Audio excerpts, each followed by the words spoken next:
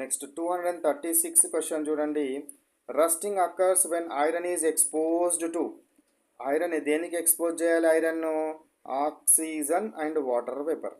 Oxygen and water vapour ఉంటేనే మనం rust పట్టాలి అని అంటే కంపల్సరీ ఐరన్ రస్ట్ పట్టాలి అని అంటే ఆక్సిజన్ ఉండాలి, హ్యూమిడిటీ ఉండాలి, హ్యూమిడిటీ తేమ ఉండాలి. ఈ రెండింటి సమక్షంలో మాత్రమే రస్ట్ పడుతుంది. కాబట్టి ఈ ఐరన్కి ఆక్సిజన్ కానీ హ్యూమిడిటీ కానీ తగలకుండా, అంటే దీని మీ యొక్క వాటర్ వేపర్ తోటి రియాక్ట్ లేకుండా, దీనికి టచ్ లేకుండా దీనిపైన మనం ఏం చేయడం జరుగుతుంది? రంగులు వేయడం జరుగుతుంది. అందరు రంగులు ఆకర్షణీయం కోసం అనుకుంటారు, ఐరన్ ఆర్టికల్స్ మీద కాదు, తుప్పు పట్టకుండా ఉండడం కోసము కలర్స్ వేస్తారు, ఆయిల్ పూయడం జరుగుతుంది, గ్రీజ్ పూయడం జరుగుతుంది, గాల్వనైజేషన్ చేస్తాము, ఇంకా అల్లాయిస్ ఫామ్ చేయడం జరుగుతుంది. గాల్వనైజేషన్ అంటే జింకు పూత వేయడము, అల్లాయ్ అంటే వేరే మెటల్స్ను కలపడము, వేరే మెటల్స్ కలిపి మిక్చరు హోమోజీనియస్ మిక్చర్ని ఫామ్ చేస్తాం. Next question 237 question. What is the formula of ozone? Ozone యొక్క ఫార్ములా అడుగుతున్నాడు. ఓజోన్ యొక్క ఫార్ములా ఏంటిది? O3. ఓజోన్ యొక్క ఫార్ములా O3. ఇది O2 అంటే ఆక్సిజన్. O2 అంటే ఏంటిది?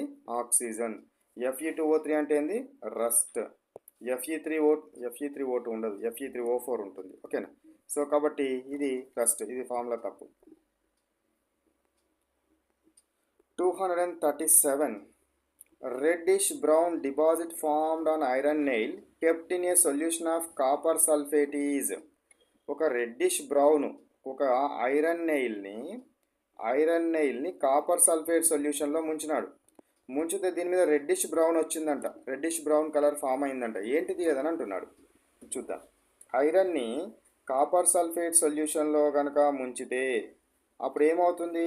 ఐరన్ యొక్క రియాక్టివిటీ కాపర్ కంటే ఎక్కువ, ఐరన్ యొక్క చర్యాశీలత కాపర్ కంటే ఎక్కువ. కాబట్టి ఎక్కువ చర్యాశీలత ఉన్న మెటల్ తక్కువ చర్యాశీలత ఉన్న మెటల్ని రిప్లేస్ చేస్తుంది, అంటే అక్కడ నుంచి తీసివేస్తుంది.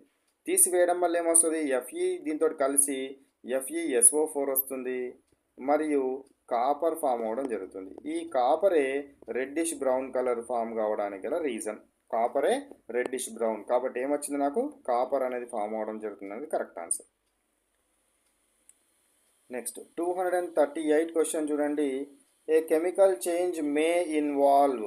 కెమికల్ చేంజ్ లోపల ఏం జరుగుతుంది? Change in colour only, so colour change కావచ్చును. Change in temperature only, temperature change కూడా కావచ్చును. Evolution of gas only, gas కూడా కావచ్చును. కాబట్టి అన్నీ జరిగే అవకాశం ఉంటుంది. సో అన్నీ జరిగే అవకాశం ఉంటుంది. నెక్స్ట్ 239 క్వశ్చన్ చూడండి. అసర్షన్ అండ్ రీజన్ క్వశ్చన్ వచ్చినది. Rusting of iron occurs. Rusting of iron occurs when iron is expose to moist air. Correct. So ఐరన్ని మనం మాయిస్ట్ ఎయిర్, తడిగా ఉన్న ఎయిర్కి కనుక ఎక్స్పోజ్ చేస్తే, మాయిస్ట్ ఎయిర్కి కనుక ఎక్స్పోజ్ చేస్తే ఏమవుతుంది? తుప్పు పట్టడం జరుగుతుంది, రస్ట్ పట్టడం జరుగుతుంది, తుప్పు పట్టడం జరుగుతుంది. Rusting requires the presence of both water and oxygen. Water మరియు ఆక్సిజన్ కావాలి. ఏ ఒక్కటి కట్ ఆఫ్ అయినా కూడా రస్ట్ పట్టదు.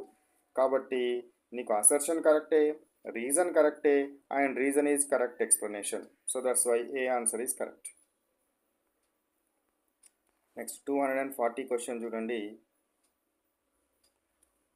Burning of magnesium ribbon is a chemical change. So magnesium ribbon ఏమవుతుంది?